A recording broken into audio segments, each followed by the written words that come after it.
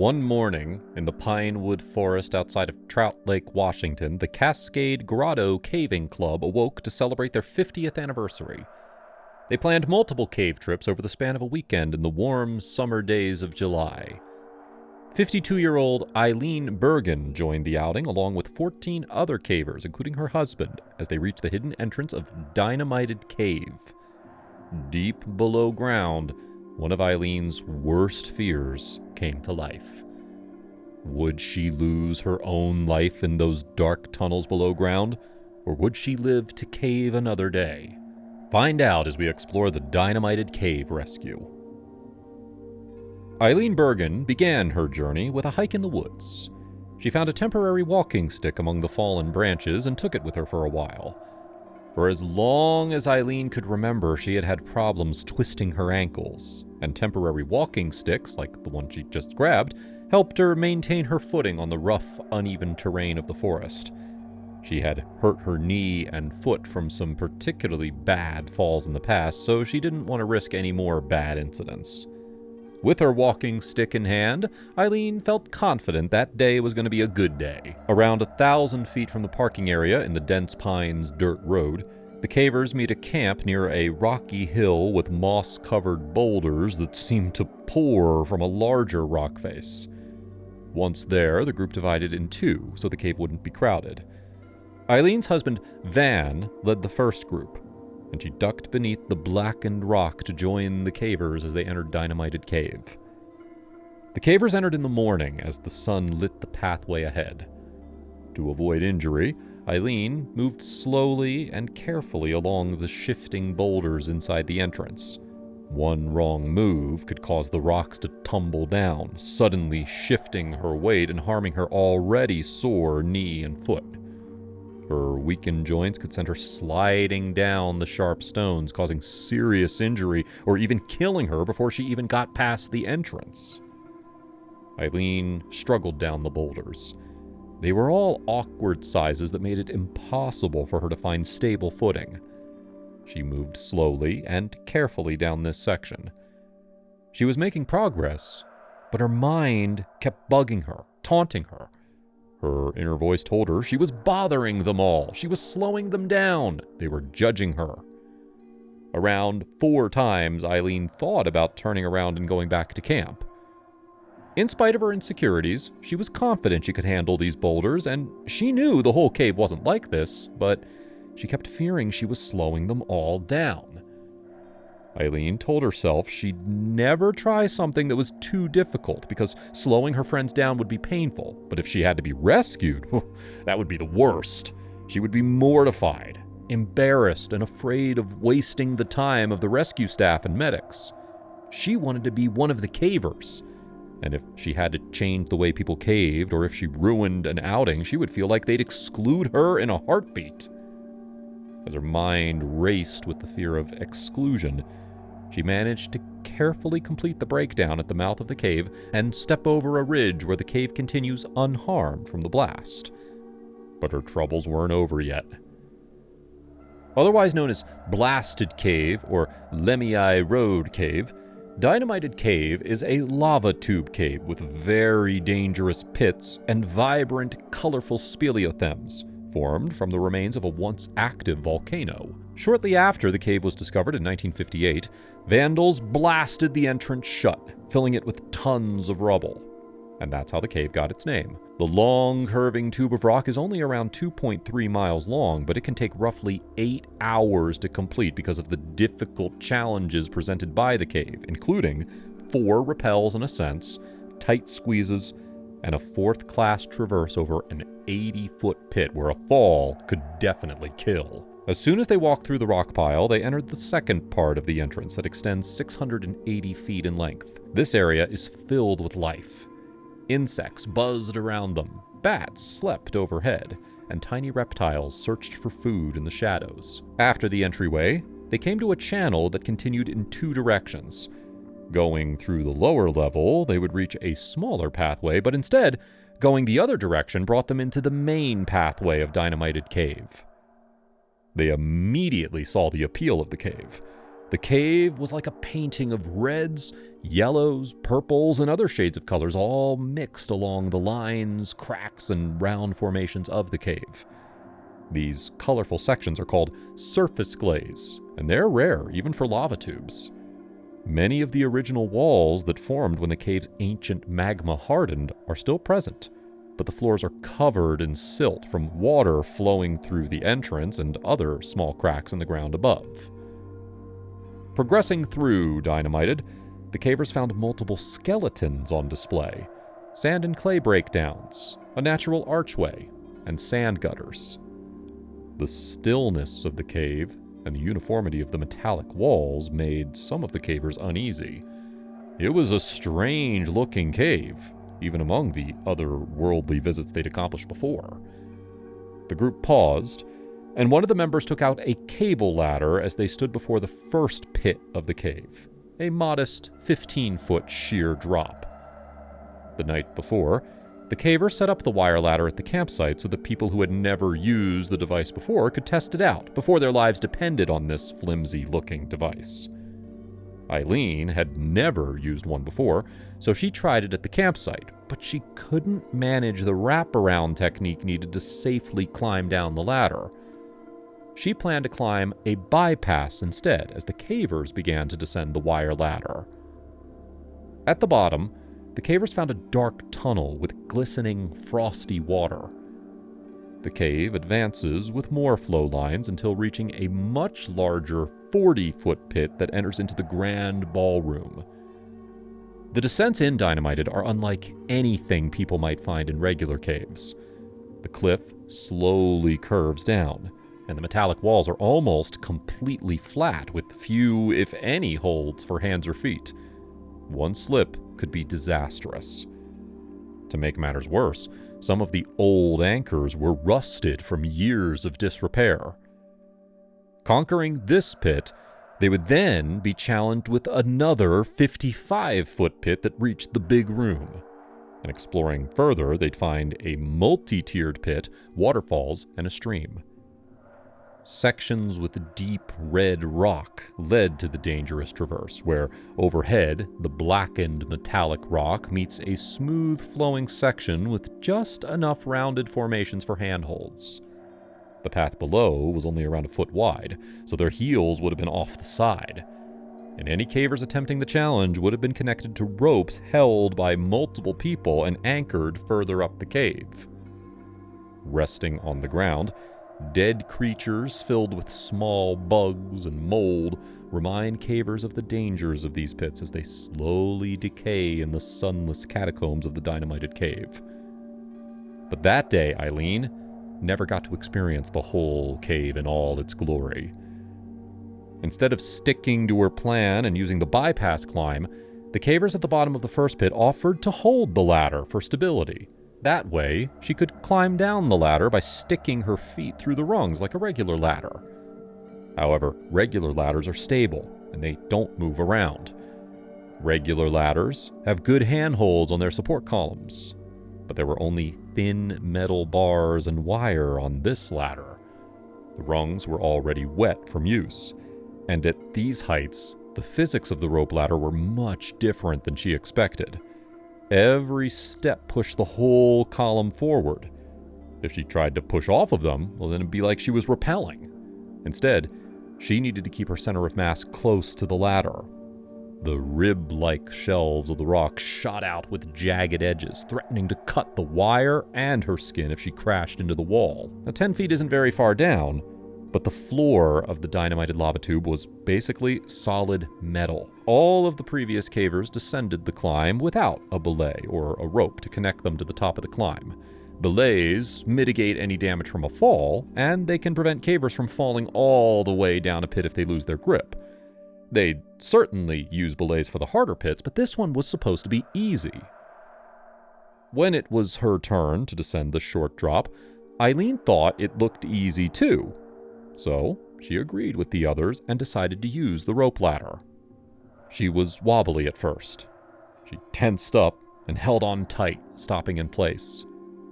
The others held the bottom and reassured her, and she slowly continued. Soon, She had one more step to go. She was about to conquer the ladder that gave her so much trouble the night before. However, as soon as Eileen Bergen stepped off the ladder, she expected solid ground. At the bottom of the drop, the wire ladder ended on top of a large boulder that was balanced on top of a pile of rubble. The rounded surface of the boulder caught her off guard. The wire ladder was flimsy, and the others were already letting it go as she stepped off. Without the belay to keep her safe, her ankle twisting problem came back once again. Eileen's foot gave way, and she slipped. Her weight pulled the ladder from her hands, and she fell. Now, she didn't just slide or roll down the hill. She tumbled dramatically, hands over feet down the rock pile. If that dreaded moment had a freeze frame, anyone there could tell it was going to be a rough accident, but the terror of the moment got even worse. Eileen recognized she was in trouble and wondered when her fall would stop. She was still cartwheeling down the rock pile when the floor came rushing to meet her. Eileen violently flipped down 10 feet of stone and landed directly on her skull. Her body came to rest on a pointed rock. Against all odds, the impact didn't immediately knock her out, but when her head hit the floor, she heard a snapping sound, followed by a surge of pain that gripped her upper back and channeled up through her neck. The party was stunned. Van immediately called out to his wife. She was still alive, but witnessing that scene was brutal. Eileen was confused. She felt a little pain, but she didn't feel really hurt. She was more stunned. She sat up and even walked over to a more comfortable spot to sit. Her fellow cavers asked her if she was okay. She thought she had hurt her neck or back, but she couldn't really tell as adrenaline dulled the pain.